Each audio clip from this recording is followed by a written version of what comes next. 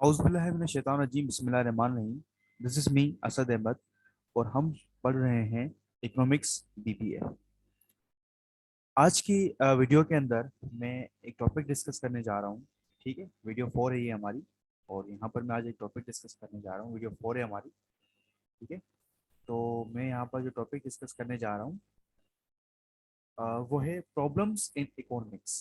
ठीक है, इकोनॉमिक्स के अंदर अमूमन इसको प्रॉब्लम्स इन इकोनॉमिक्स भी कहते हैं, प्रॉब्लम्स ऑफ स्कार्सिटी भी कहते हैं, या हम इसको ये भी कह सकते हैं कि भाई हम डिसीजन मेकिंग कैसे करें, क्योंकि प्रॉब्लम ऑफ रिसोर्सेज जो कि हमारे पास स्कैर्स होते हैं, हमें पता है, हम ये बात पढ़ चुके हैं। तो रिसोर्सेज के स्कैर्स होने की वजह से हम क्या क्या चीज़ें फेस कर सकते हैं, तो इन्हें प्रॉब्लम्स ऑफ स्कैर्सिटी भी कहते हैं, प्रॉब्लम्स ऑफ इकोनॉमिक्स भी कहते हैं, बिग क्वेश्चंस भी कहते हैं। ऑर्गेनाइजेशन के 5 बिग क्वेश्चंस वो भी आप कह देते हैं इन्हें। ठीक है, तो ये आज हम डिस्कस करने जा रहे हैं। इसके साथ साथ मैं एक छोटा सा डिस्कशन करूंगा इकोनॉमिक सिस्टम्स के ऊपर भी। ठीक है, जो इकोनॉमिक सिस्टम्स हैं, ठीक है, ये भी समझना हमारे लिए लाजमी है। वैसे तो मैं चाहता था कि मैं इनको डिटेल में समझाऊं बड़ी तफसील के साथ कि मार्केट इकोनॉमी क्या होती है, प्लान इकोनॉमी क्या होती है, मिक्स्ड इकोनॉमी क्या होती है, इनके फायदे क्या होते हैं, इनके नुकसान क्या होते हैं। लेकिन जो कि मैंने देखा फिर कि आपके कोर्स में इतनी डिटेल में नहीं लिखा हुआ, तो मैं इसको ज़्यादा डिटेल में नहीं छेड़ूंगा। अगर आप चाहते हैं कि नहीं सर आप ज़्यादा डिटेल में ही छेड़ें तो कोई मसला नहीं, हर एक सिस्टम के ऊपर, हर एक इकोनॉमी के ऊपर एक लंबी चौड़ी तफसील से वीडियो बनाऊंगा, जिसमें मैं उसके फायदे भी बताऊंगा, उसके नुकसान भी बताऊंगा और बहुत सारी चीज़ें डिस्कस करेंगे। लेकिन खैर, इस वीडियो के लिए मैं सिर्फ आपको हल्का सा कॉन्सेप्ट दूंगा, ताकि कॉन्सेप्ट आपके दिमाग में बैठा रहे और आपको पता हो कि हम जब भी इकोनॉमी के बारे में बात करेंगे तो हमारे सामने कितने किस्म के सिस्टम्स आ सकते हैं। ठीक है, तो स्टार्ट करते हैं भाई। सबसे पहले मैं इकोनॉमिक प्रॉब्लम्स को शुरू करूं, इससे बेहतर है कि मैं पहले यहाँ पर आ जाता हूँ, मैं इकोनॉमिक सिस्टम समझा देता हूँ आप लोगों को। ठीक है, मैं इकोनॉमिक्स सिस्टम समझा देता हूँ, इकोनॉमिक सिस्टम किससे कहा जाता है। अच्छा, इकोनॉमिक सिस्टम में पहली चीज हमारे पास है मार्केट इकोनॉमी। ठीक है, या मार्केट इकोनॉमिक सिस्टम। इसका दूसरा नाम लेसिस फेयर इकोनॉमिक इकोनॉमी भी कहलाता है, और इसका जो तीसरा नाम है वो कैपिटलिज्म भी कहलाता है। ठीक है, अच्छा, अब हम यहाँ पर इकोनॉमिक सिस्टम इस बुनियाद के ऊपर डिवाइड करते हैं कि हम देखते हैं कि भाई आपके पास इकोनॉमी चला कौन रहा है। ठीक है, तो अगर तो वो इकोनॉमी टू मार्केट फोर्सेस चला रही है, टू मार्केट फोर्सेस। सर ये मार्केट फोर्सेस क्या है, अभी समझा देता हूँ, कोई मसला नहीं। अगर आपके पास इकोनॉमी टू मार्केट फोर्सेस जो हैं वो चला रही हैं, सर ये मार्केट फोर्सेस किसे कहते हैं। राइटिंग को एडजस्ट कर लीजिएगा, मैं बता चुका हूँ, मैं माउस से लिखता हूँ। एक कहलाती है डिमांड। फिलहाल आप ऐसा समझिए, डिमांड का मतलब है कि खरीदने वाले कौन है या कितने हैं। और एक कहलाती है सप्लाई, यानी कि बेचने वाले कितने हैं। ठीक है, डिमांड एंड सप्लाई आगे चल के आपका चैप्टर है पूरा, चैप्टर नंबर 3, उसमें तफसील के साथ एक एक कॉन्सेप्ट को छेड़ेंगे। लेकिन फिल वक्त सिर्फ आप इतना समझ लीजिए कि डिमांड मतलब खरीदने वाले और सप्लाई मतलब बेचने वाले। मार्केट इकोनॉमी के अंदर सारे के सारे डिसीजन जो हो रहे होते हैं, भाई प्राइस कितनी तय करनी है, क्या बनाना है, क्या चीज है, ये सारी की सारी जो है वो तय करती है कौन, डिमांड और सप्लाई आपस में मिक्स होकर। जिस चीज की डिमांड ज्यादा वही चीज बनाएंगे, जिस चीज की सप्लाई से ज्यादा फायदा वही चीज बैठ के बनाएंगे। तो ये हमारे पास कहलाती है मार्केट इकोनॉमी, जहां पर जो सारे के सारे फैसले किए जाते हैं, इंपॉर्टेंट फैसले, वो डिमांड और सप्लाई के ऊपर होते हैं। इसमें गवर्नमेंट की कोई भी इंटरवीन नहीं होती, गवर्नमेंट कोई मुदाखलत नहीं करता, कोई दखल अंदाजी नहीं करता। ठीक है, तो जितने भी बड़े बड़े फैसले होंगे वो आपको डिमांड और सप्लाई के हिसाब से करने होते हैं। चलो जनाब आगे बढ़ता हूँ। दूसरी कहलाती है इसके बिल्कुल ही अपोजिट, इसे हम कहते हैं प्लान्ड इकोनॉमी। हम कहते हैं प्लान्ड इकोनॉमी, प्लान्ड इकोनॉमी भी कहते हैं हम इसको, और हम इसको सोशलिज्म भी कहते हैं।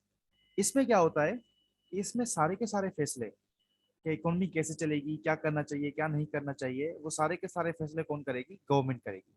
सारे के सारे फैसले किसके इख्तियार में आ जाते हैं, गवर्नमेंट के इख्तियार में आ जाते हैं। तो ये हमारे पास कहलाती है प्लान्ड इकोनॉमी, या सोशलिज्म भी कहा जाता है। अच्छा, मार्केट इकोनॉमी जो है वो उसको फायदा देगी जो जिसके पास ज्यादा पैसा होगा, क्योंकि ये कहलाती कैपिटलिज्म है। भाई इसमें लोगों को नहीं सोचा जाता, लोगों की वेलफेयर का नहीं सोचा जाता, सिर्फ और सिर्फ बस पैसा, जिस जहाँ पर ज्यादा मुनाफा है, जहाँ पर ज्यादा प्रॉफिट है, वो चीज देखी जाती है। प्लान्ड इकोनॉमी में सोशलिज्म को देखा जाता है कि भाई हमें क्या करना है, हमें लोगों का मतलब ऐसी इकोनॉमी सेट करनी है जिसमें हमारी आवाम जो है उसको कोई नुकसान ना हो। अच्छा, दोनों सिस्टम जो है वो बेकार कह सकते हैं आप, या दोनों सिस्टम आप ऐसे कह सकते हैं कि भाई ये दोनों सिस्टम फेल हो सकते हैं। क्योंकि मार्केट इकोनॉमी में जब आप जाओगे तो भाई जो गरीब है वो तो गया काम से, इक्वल डिस्ट्रीब्यूशन ऑफ वेल्थ नहीं होगी, कैपिटलिज्म वाला माहौल चला जाएगा, यानी कि जो ज्यादा अमीर होगा वो और अमीर बनता जाएगा, जो गरीब होगा उसको सब उसका खून निचोड़ निचोड़ के पी जाएंगे।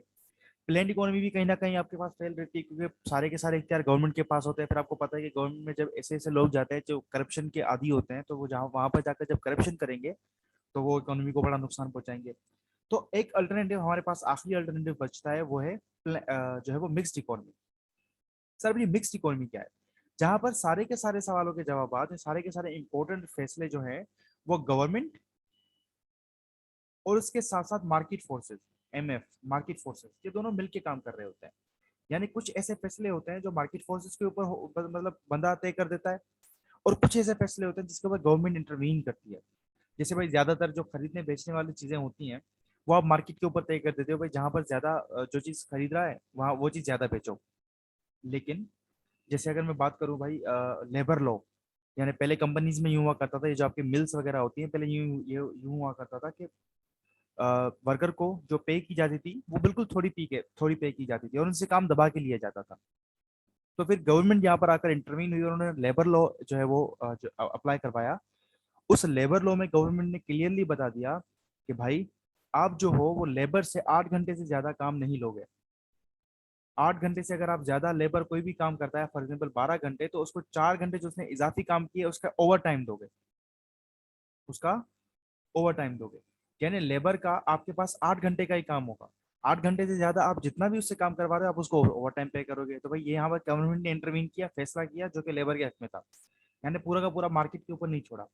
इसके अलावा भाई गवर्नमेंट ने एक मिनिमम वेज तय कर दी, भाई कम से कम 15,000, कम से कम 20,000 सैलरी होनी चाहिए किसी भी लेबर की, क्योंकि अगर वो लेबर आ रहा है अपना स्किल दे रहा है तो आप उसको इतनी तो एटलीस्ट पे करो ना कि वो अपनी नीड्स तो कम से कम पूरी कर सके ना। मार्क्स वाले चैप्टर में पढ़ा था नीड्स को डिटेल में, तो कम से कम वो अपनी नीड्स पूरी कर सके। कन्वेंशनल नीड्स हैं, नीड्स फॉर एफिशिएंसी हैं, बेसिक नीड्स हैं, कम से कम वो तो पूरी कर सके। तो उसकी बेच भी गवर्नमेंट ने आकर तय कर दी लेबर लॉ के थ्रू।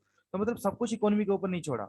अच्छा सर, तो फिर कौन से ऐसे फैसले हैं जो सिर्फ और सिर्फ जो है वो मार्केट इकोनॉमी करेगी? तो भाई जाहिर सी बात है, जैसे हम शेयर्स का कारोबार करते हैं, कंपनी के शेयर्स वगैरह खरीदते हैं। अभी अगर आप शेयर्स के बारे में नहीं जानते तो आपका सेकंड सेमेस्टर मेरे ख्याल में आएगा, एफआर नामी एक सब्जेक्ट आएगा, वहां पर शेयर्स को डिटेल में पढ़ोगे। ठीक है। और अगर दुआ करें, अगर तब तक मैं सलामत रहा तो हो सकता है मैं एफआर के भी जो लेक्चर्स हैं सारे के सारे वो पूरे के पूरे अपलोड कर दूं शुरू से लेकर आखिर तक, वो भी आप देख लीजिएगा।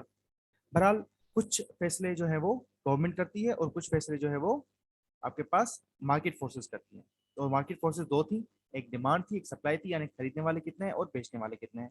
आई होप इस पर कोई सवाल नहीं होगा। ठीक है। एक मतलब आपको रिवीजन कर लेता हूं मैं जल्दी से। हमने पढ़ा इकोनॉमिक सिस्टम, एक में सिर्फ मार्केट फोर्सेस काम कर रही थी, एक में सिर्फ गवर्नमेंट काम कर रही थी, और एक में दोनों मिलकर काम कर रहे थे। अब मैं आ जाता हूँ प्रॉब्लम्स इन इकोनॉमिक्स। तो हमारे पास इकोनॉमिक्स में प्रॉब्लम पहली बात आते क्यों है, और दूसरी बात हम उसको सॉल्व कैसे करेंगे। देखें भाई, पहली प्रॉब्लम आती है व्हाट टू प्रोड्यूस। हमें पता है रिसोर्सेज हमारे पास स्कैर्स होती हैं, वांट्स हमारे पास अनलिमिटेड होती हैं, तो हम पहले क्या पूरा करेंगे? तो हम मैं इसको इस टॉपिक को नाम देता हूँ by behaving rationally. By behaving rationally, sorry बहुत बड़ा हो गया।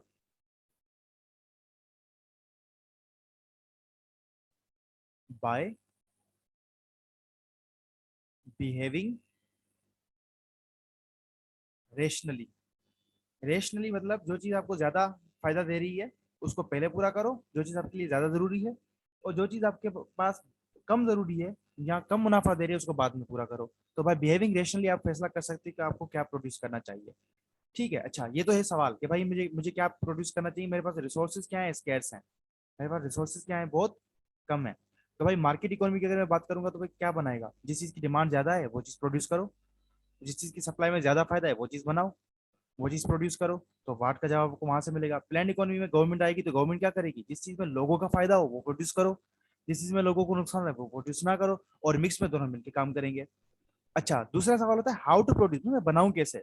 हमारे पास दो चीजें हैं बनाने के लिए, या तो मैं कोई भी चीज जब बनाऊंगा तो या तो मैं उसमें लेबर इस्तेमाल करूंगा, लेबर यानी कि जैसे अगर मैं बात करूँ सिंध की, सिंध सूबे के अंदर हाथ का काम जो है वो हुनर माना जाता है। तो यहाँ तो मैं काम करूंगा, जो हुनरमंद लोग हैं मैं उनको लेकर आऊंगा, मैं उनसे वो चीज बनवाऊंगा। क्या मैं लेबर से वो चीज करवाऊं जो मैं काम करवाना चाहता हूँ, जो चीज प्रोड्यूस करना चाहता हूँ, या मुझे उसके लिए कोई मशीनरी अलग से इंस्टॉल करनी पड़ेगी, कोई ऐसी चीज इंस्टॉल करनी पड़ेगी जैसे कोई बड़ी बड़ी मशीन्स आती हैं जो लेबर को रिप्लेस करती हैं, तो यहाँ मैं वो चीज लेकर आऊँ। तो भाई अगर मार्केट इकोनॉमी तो जो सबसे ज्यादा फायदा देगी उसको लेकर आ जाओ।